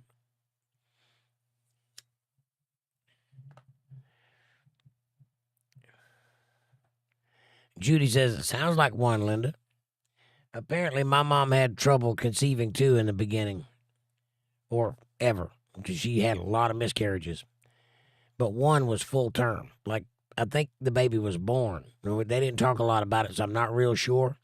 But I think the baby was born, but dead. So, I'm not sure how that worked out. But me and my sister, 2 kids. But I've always been the 3rd child, if you know what I'm saying. It just seemed to work out that way. Yeah, stillborn. I think. I'm not sure about that. It might have been a miscarriage, but I think the baby was born. Dennis says, hey, Jake, I remember this story from way back. I like it. It shows God's will be despite those who would change it. Amen. That is true. This is a good story, and it works out powerfully. And it turns out that they should have loved their brother. They should have trusted their brother. But instead, they hated him for no reason, and they punished him for no reason. And he turned out with a terrible life. A terrible, hard, undeserved life. Until it wasn't. And he ended up being in charge of everybody. That's how God works. So if you're in a position where your life is so terrible, just remember, it's only terrible right now. If you live through that life, at some point it will turn around and leave you on top of the world. Because that's how the nature of life is. You can never tell what's coming around the corner, and it's bad right now. But it will not always be bad. It has not always been bad, and it will not always continue to be bad. So you cannot just stay in the moment. You have to think for the future. Know that God has your back. Know that things turn around. That's a good piece of advice there, Dennis. Thank you for bringing that to my attention. Debbie says, my mom told me she wanted 3 boys and got me. And she told me she never wanted me. I had to forgive her for that, and it wasn't easy. Jesus Christ, lady. I bet it wasn't. Well, I spent my entire life preparing for a show that I would one day run, and I wanted someone exactly like you in my corner. So I got my wish. I hope that helps.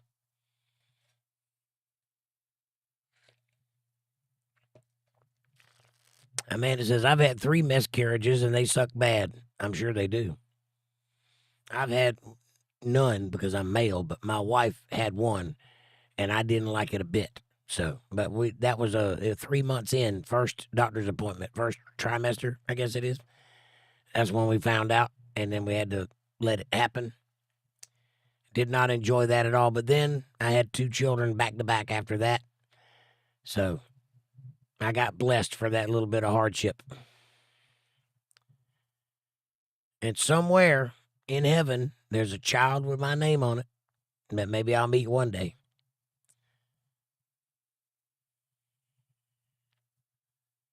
And Judy says, you an only child, Debbie? I think she said she was the middle child. Something like that. So there'd be 2 other ones. And Judy says, sorry, Amanda. Amanda says, thank you, Judy. Judy says, you're welcome. And Debbie says, no, Judy, older brother and younger brother. Dennis says, and complaining can make it only worse. True. Yeah, only thing complaining does is satiate you temporarily. It doesn't help anybody else. Nobody wants to hear you complain. Nobody has the same sympathy that you're looking for. So complaining really only makes you feel better for a small portion of time. Really, the best thing to do is to grit your teeth, buckle down, and change the situation without complaint. That really is the best way to handle it. But there's a lot of complainers in the world. Judy says, get it, Debbie? Get it, Debbie? Or I get it, Debbie. One or the other. Amy says, struggling and suffering is God's way of making us humble and grateful. I agree with that. I think there's kind of a point to struggling. I mean, he named the religion to wrestle with God. Right? So I think there's something to that. Judy says, I agree, Amy. And, oh, yeah, she did say that, Jake. I try to pay attention, Judy. Sometimes my brain wanders off, but I try. Any questions about what we read tonight? Any curiosity about who is who or where they came from? I'm primed and ready to go. Just don't ask me about the Shroud of Turin.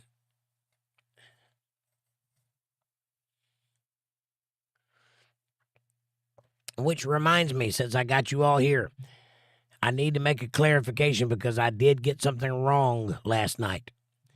And I'd like to fix it, even though the guy that was here arguing with me isn't here to hear me. Maybe he'll watch this video. Anyway, I was in the heat of the battle. I was slightly offended by his accusation, and I was running and gunning on a subject I was not prepared to talk about that night. It hadn't even been in my mind. So I reached out for a word, and I grabbed the wrong one. I said Jesus was buried on Passover. It was why they couldn't touch him. I said that, but what I meant to say was Sabbath. Sabbath, not Passover. He was not buried on Passover. He was buried on the Sabbath. He died on Friday, and at about time they got him off the cross and ready to go into the tomb, it was about sundown, about 6 o'clock at night. He died around 3 o'clock. And so it was 5:30, 6 o'clock time they got him down and ready to go. So they just put him in the tomb, covered his body, and left him for the weekend to pass. Because you can't work of any kind on the Sabbath, and you certainly don't touch dead things on the Sabbath. So that's why they were in a rush. That's why the Roman guards went out to kill him, and he was already dead. That's why they rushed him into the tomb and covered him up and closed it up. And then they posted 3 Roman guards. So I said Passover, but what I meant to say, and I do know what I'm talking about, I just said the wrong word. Should have said Sabbath. So I would like to make that correction there. I stand corrected. Dennis says, my life has gotten better since I try to be grateful when things are rough. It's hard to be down if you're being grateful. Amen, Dennis. That is true also. Yeah, when God challenges you and you can manage to humble yourself and thank him for it anyway, it does tend to go better for you. That's true. Amy says, I tagged Jake in a few videos today. Well, I saw one of them about the rapture, and I believe I responded to it. I'll look, see if I can find the other ones. I didn't see any other ones, but thank you for listening. Thank you for hearing other people and catching their mistakes. And Judy says, please. Please what? What can I do for you, Judy? Please? Are you talking about the thing from last night? Bill Bennett says, do you think the shroud is still here? Yeah, sure I do. If it's, in fact, his shroud. I also think it's just a sheet. I don't think it should be venerated at all. It's neat. It's kind of cool. That's it. Jesus is the thing you want to focus on. And he's not in it. Debbie says, and when it came time that my mom needed to live with someone, I was the one that remodeled a portion of my house for her because of forgiveness. And that was an easy decision for me. Exactly. Notice that you're the one that was capable of taking her, even though you were the one that was shunned. The ones that were accepted didn't take her. or couldn't, but you could. That's God's hand at work. You got to look at it like that sometimes. And Judy says, you're a good person, Debbie. And Debbie says, I tried, Judy. And Judy says, yes, I am. You am what? Talking about last night? Stop making me have to jump to conclusions. Just tell me what you're talking about. Yeah, I got it. Judy says, heart, heart, heart, Debbie. This room is full of good people, by the way. Every one of you are special. You're special because you're searching for God. You're special because you're endeavored to commit to this thing that we're doing. You're special because it means something to you. And you're special because I love you. And I hope that means something to you. Debbie says, my younger brother sold his house and bought a smaller one so he didn't have to. Shows you what kind of people they were. Bill says, I think you guys are all good peeps. I don't know you all. Well, you can know us all, Bill. We're all here. And you can get to know each and every one of us. All you got to do is be available. Show up. That's all it takes. You're already family. We've accepted you that way. Amy says, Jesus, take the wheel. We should at least let him into the car, especially since he's been leaving all those footprints alongside the road. Right? And Judy says, yes, last night. Anyway, I was wrong about one thing, but it was syntax error, not an error in messaging. I just said the wrong word, but the meaning was right. But like I said, I wasn't planning on talking about that at all. So it's a wonder I even knew what I was talking about. And Patty says, thank you guys. Good folks, good. Thank you, Patty. You're good folks too.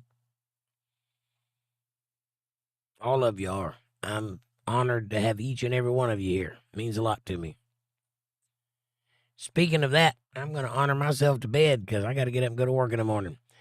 Thank you all for being here. I hope you enjoyed the night. I hope you learned something. I hope you're ready for tomorrow night. Yeah, Christine's still welcome in the chat, Amy, if he comes back. That's his call. He didn't get banned. He just got timed out for 5 minutes. So he could have came back last night. He chose not to. But I didn't ban him because that wasn't a bannable offense. Had it been me, I wouldn't have even timed him out. But then again, I would have been up till 3 o'clock in the morning reading all of his books that he was writing, and I don't care for that too much. If it's that true, you shouldn't take that many sentences to prove it, right?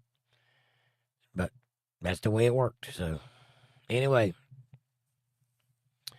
Amanda says, night all. See you tomorrow night at 8:30 p.m. Eastern Standard Time right here on Untethered Live for a Bible study. Much love, y'all.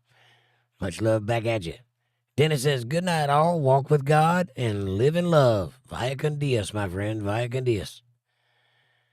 And Judy says, bye, y'all. And Debbie says, good night all, y'all. But thank you all so much for being here. I love each and every one of you. I really hope that you feel like your family because you are in my heart and in everyone else's. Have a great night. God bless you all. I love you true. When you go out into the world tomorrow, be nice to somebody. I promise it'll change your life. It'll make life worth living just seeing what repercussions comes out of being nice. Like, subscribe, share, support, join in if you can. Feed Jake.